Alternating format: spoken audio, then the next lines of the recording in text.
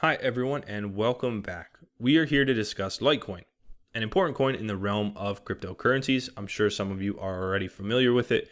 For those of you who are not, we're going to get into the establishment of Litecoin and some recent information related to it. So let's just jump right into it. Litecoin is actually seen as the silver or copper to Bitcoin's gold due to its similarities, and was released in 2011. After its launch in 2011, it became the second most popular currency, but did run into some trouble.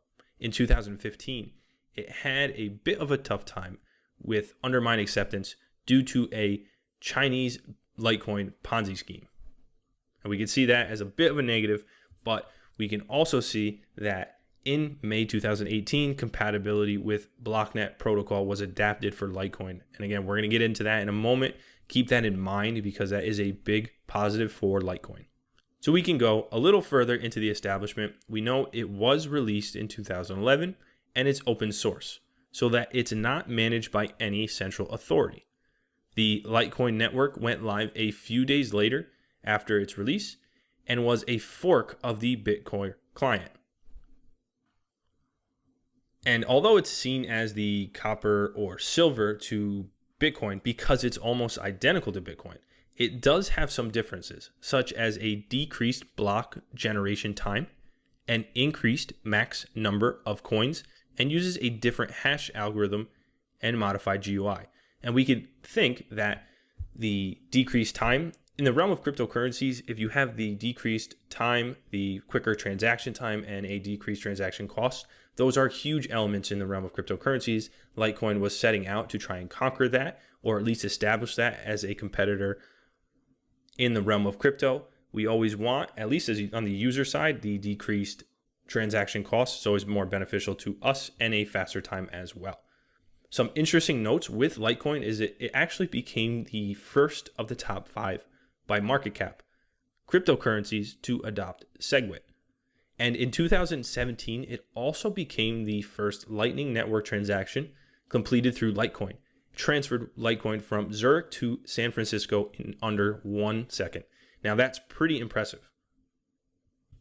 And again, we get into transactions. The cost of transactions are with Litecoin around 1/50th of the size. And with Litecoin, we also have that faster transaction time.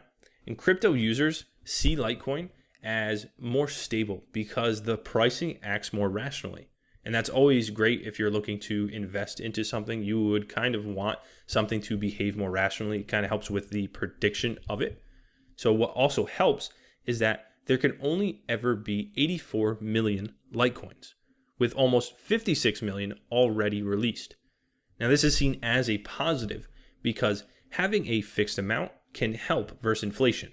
Unlike hard currencies such as the dollar or the euro, because we all are familiar with inflation related to those fiat currencies, so it can be seen as a more sustainable currency long term. And an important note of Litecoin, again, we mentioned earlier that problem that Litecoin had with the undermined acceptance in 2015 due to a Chinese Litecoin Ponzi scheme. But this news is fantastic for Litecoin. And this happened in May of 2018 with the compatibility of Blocknet. And for those of you who are not familiar with Blocknet, Blocknet is a system that allows investors and cryptocurrency users to exchange virtual currencies without the intervention of a third party. The process is completed via atomic swaps, meaning that anyone who has fiat or other cryptocurrency can easily exchange it for Litecoin without having to rely on third parties. And that's huge in the realm of cryptocurrency as well, not having to rely on third parties, being able to swap and exchange Litecoin for other cryptocurrencies. The adaptation and compatibility of Blocknet, a big plus for Litecoin. So for those of you who are looking to invest into it, or for those of you who have had it and have already invested into Litecoin, this is some great news. Also, on a side note, if you're looking to integrate Litecoin, and you can visit the following page here and see the information related to integrating Litecoin.